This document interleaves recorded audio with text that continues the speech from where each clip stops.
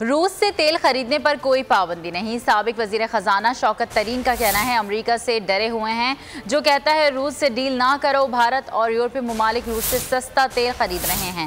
حماد اظہر کا کہنا ہے کہ امپورٹڈ حکومت نے ڈرتے روس سے رابطہ کیا۔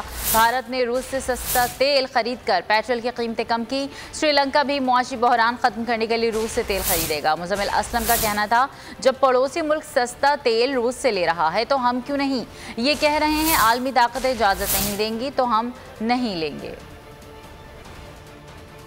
سینکشن تو نہیں، آئل پہ بھی نہیں ہے اور سویٹ پہ بھی نہیں ہے۔ اگر سینکشنز ہوتی ہیں تو انڈیا کیوں لیتا بھائی ان سے پیسے، مدد تیل، اور پھر سری لنکا نے بھی تیل لیا ان سے۔ جو یو ایس ہے اور یورپ ہے وہ یہ کہہ رہے ہیں، لوگوں کو کہہ رہے ہیں کہ بھئی آپ ان سے ڈیل مت کریں۔ تو یہ نہیں کہا کہ آپ یہ تیل پہ کوئی سینکشن ہے، اگر تیل پہ سینکشن ہوتی ہے، یورپ بھی تو لے رہا ہے، گیس بھی لے رہا ہے، تو یہ ڈرے ہوئے ہیں۔ جب ہم نے بار بار کہا تو اپوزیشن کے پریشر میں آ کے پہلا رابطہ روس کے ساتھ انہوں نے کیا ہے سستا تیل لینے کے لیے۔ تو چلے امید کرتے ہیں کہ وہ تھوڑی اور ہمت پیدا کریں گے اور اب اس رابطے کو رابطہ ہی نہیں رہنے دیں گے، بلکہ سستا تیل خریدیں گے اور لوگوں کے لیے قیمت کم کریں گے۔ حسب معمول جھوٹ۔ انہوں نے یہ کہا کہ ان کی نالج میں نہیں ہے کہ رشیا نے ہمیں سستا تیل اور گندم دی ہے۔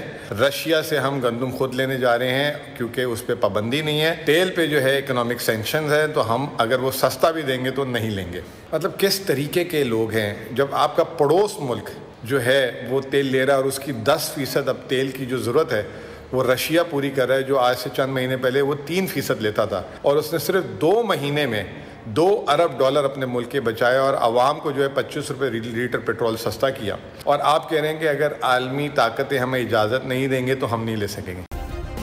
سبسکرائب کریں اور بیل دبائیں تاکہ کوئی خبر رہ نہ جائے۔